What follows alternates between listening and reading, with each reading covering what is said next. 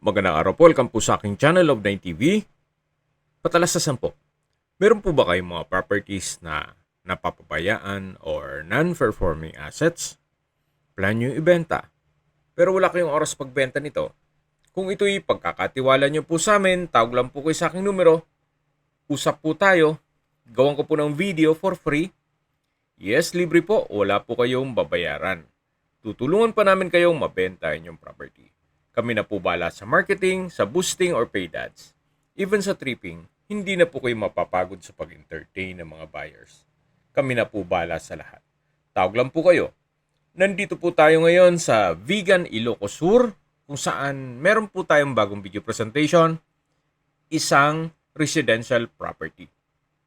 May lot area po ito na 600 square meters at may floor area na 120 square meters. Ito pong bahay ay owner's built, kaya hindi po tinipid. Halos hindi naman po ito natirhan, gawa ng nasa ibang bansa po si owner.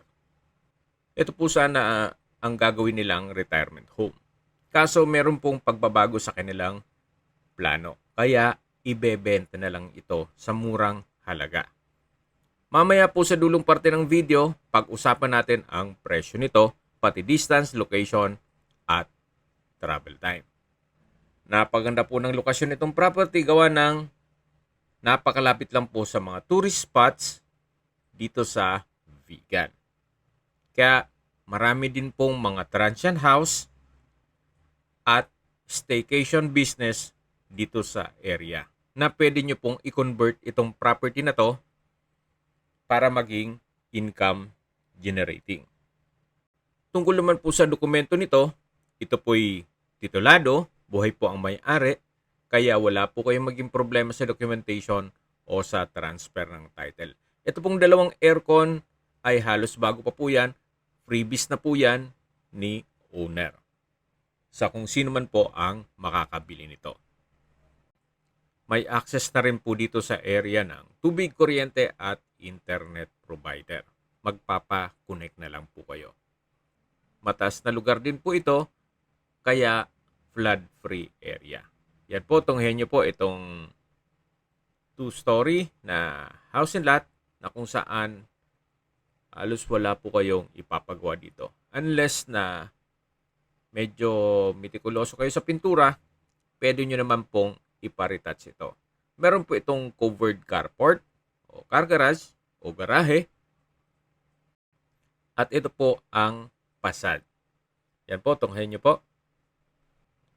Steel trusses na rin po ang mga pamakuan ng bubong. Si owner po pala ay nasa France. Kaya kung sakali man na nandyan po kayo, mas mapapabilis po ang inyong transaksyon. Nandito na po tayo sa loob ng garahe.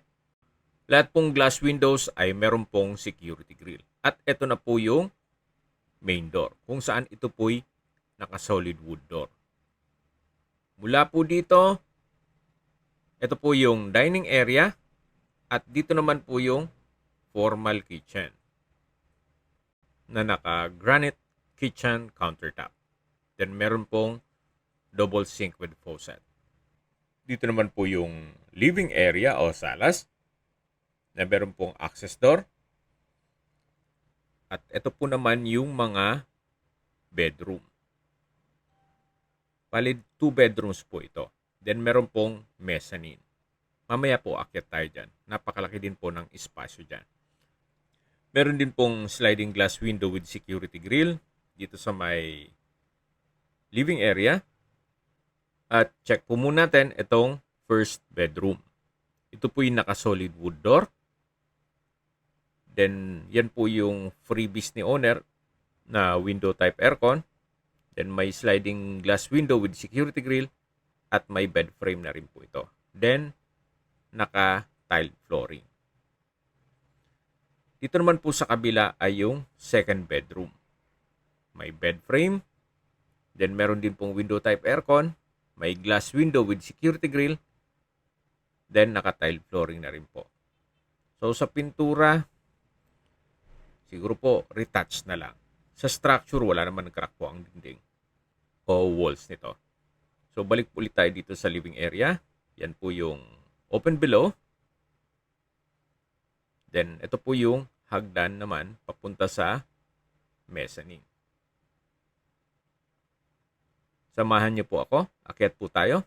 Ito pong hagdan ay naka wooden slab staircase.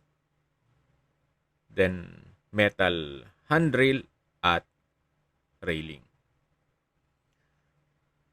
So dito na po tayo sa mezzanine.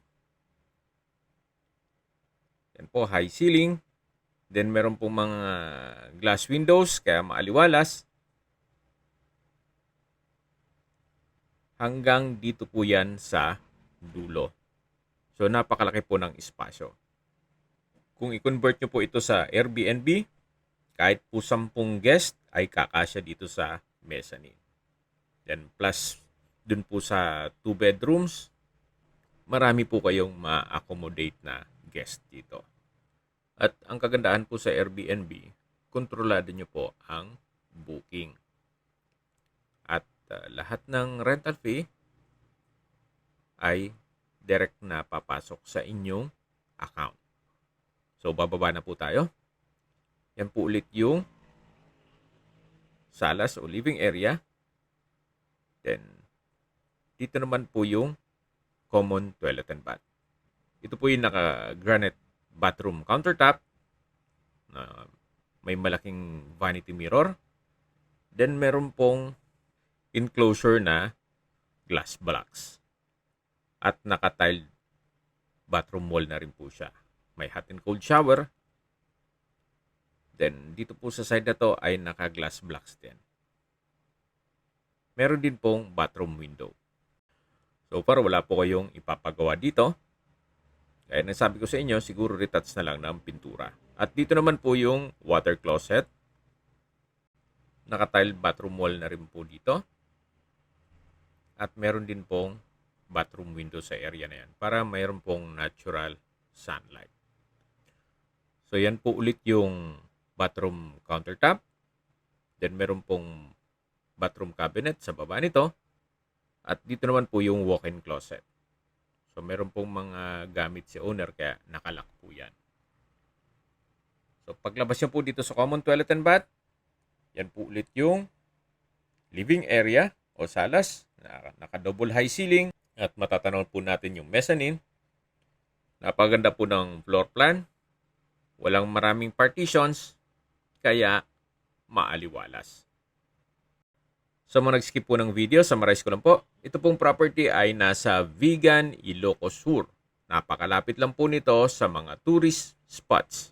May lot area po ito na 600 square meters at may floor area na 120 square meters. Ito po yung titulado, buhay po ang may-ari, kaya wala po kayo maging problema sa documentation o sa transfer ng title. Okay, sa distance, location at travel time portion na po tayo. Mula po sa bayan ng Vigan, kung saan nandun na po ang Vigan Public Market at mga business establishments. Nandun na rin po ang Partas Bus Station at University of Northern Philippines. Ang distance is 7 kilometers at ang travel time is 20 minutes. Mula naman po sa mga tourist spots, gaya ng Calle Crisologo, Plaza Burgos, Plaza Salcedo, kung saan nandun po ang Dancing Fountain Show. Then, National Museum of the Philippines, Vigan Cathedral, at marami pong iba. Ang distance is 6 kilometers at ang travel time is 18 minutes. Mula naman po sa Bantay Church Bell Tower, ang distance is 7.9 kilometers at ang travel time is 18 minutes. Mula naman po sa Baluarte Zoo, ang distance is 8.9 kilometers at ang travel time is 21 minutes. Dito po sa Vigan ay meron pong dalawang hospitals.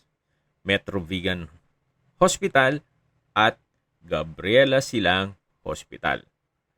Mula po sa Metro Vigan Hospital, ang distance is 8.3 kilometers at mula naman sa Gabriela Silang, papunta dito sa property ay 7.7 kilometers. So mga 18 minutes drive lang po.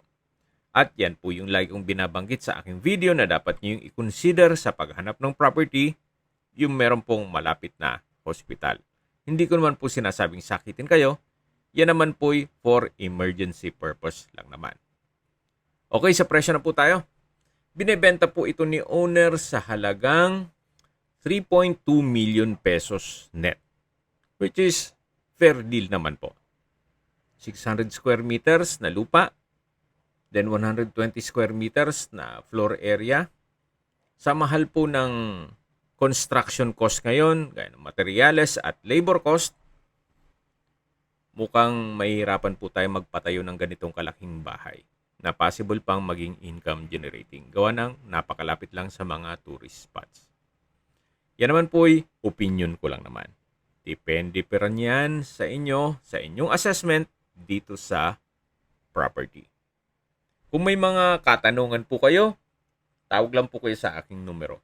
At sa mga kababayan naman natin na sa ibang bansa, meron po akong Telegram. Sa mga iPhone user naman, may iMessage. Meron din pong Imo, Skype, Viber at WhatsApp. Same number lang po. 0917-316-3399. Sa mga nagtatanong naman po ng aming Facebook, meron po kaming Facebook page na Nov9 TV at Facebook Reels Video.